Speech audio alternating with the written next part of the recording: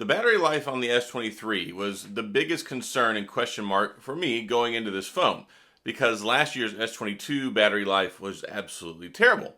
Like, it was really, really bad, and it was unfortunate because the phone I thought was really good.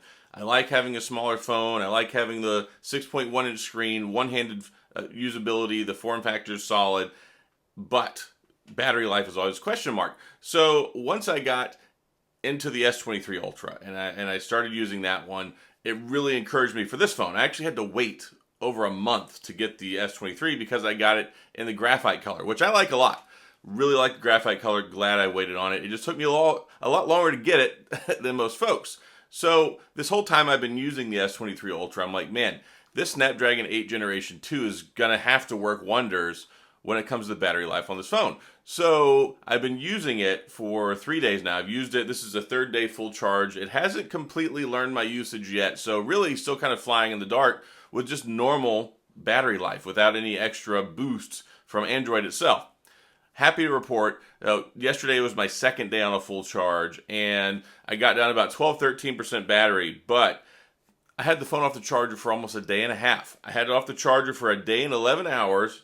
And I used it screen on time 4 hours and 53 minutes, which that's pretty good because the standby time always on display and then also just that amount of time being off the charger, the battery will drop down some. So really excited about this and I was really encouraged by that. I actually shared this on my YouTube community post. And if you follow the channel, if you don't follow the channel, if you're not subscribed, be sure to subscribe. And that's one of the things. It's kind of like on Twitter almost, where I'm able to put out posts, I put up updates and stuff like that without it actually being a full video, and also answer questions there and also put out more like targeted information if people want it. So I put out that information and I was really excited to share that because I think it makes it a viable phone. Whereas I didn't think the S22 was a viable phone at all, especially for anybody who uses their phone more than 3 or 4 hours a day. It just wasn't working. So what Samsung did this time, not only do we have the new battery savings with the Snapdragon 8 Generation 2, which is just across the board been getting all sorts of accolades and all sorts of positive praise, myself included.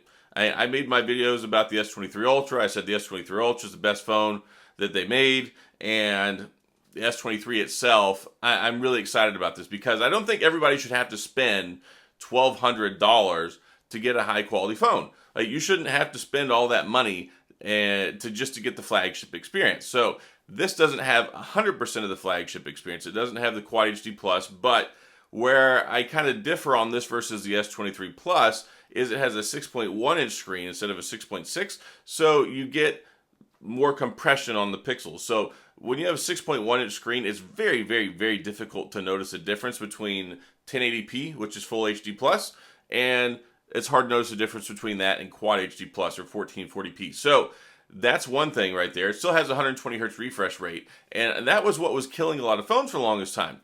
We got these brand new chips, we got these high-powered chips, and then it's like, okay, now we're going to put 90 hertz, 120 hertz, 144 hertz in all these phones, and then that really started bringing the battery down.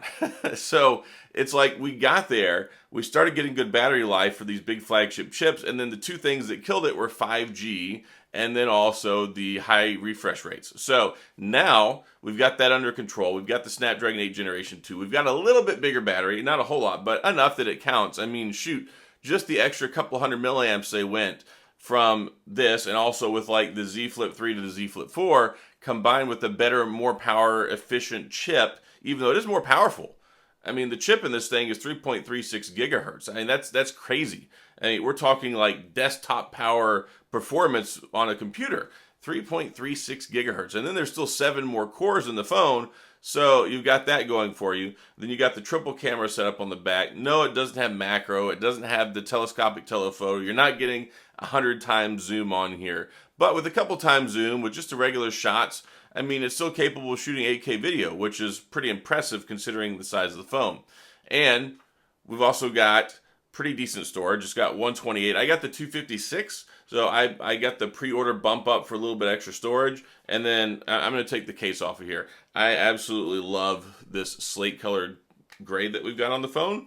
Bam, look at that. That is a nice looking color. So I'm glad I waited for it. And I'm using my Samsung official leather case that's on here. and I've got an AM film screen protector. So if you're curious about that, I'll have a link in the description for those. I always get questions about that. What screen protector, what case, all that jazz. And one nice thing is it's very easy to get a glass screen protector for the S23. Why? Because it has a flat display.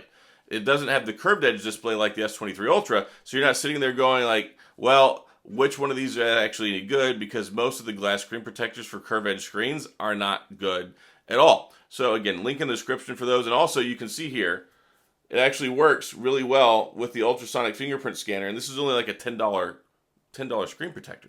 So great deal there. And the phone itself, I'm really enjoying using it. It's nice having a small compact phone. I don't have to have the big gigantic S23 Ultra. And it does basically everything the other phone does. I mean, we're talking top of the line power, like big V8 engine power under the hood, but it's nice, it's sleek, it's a sexy looking design.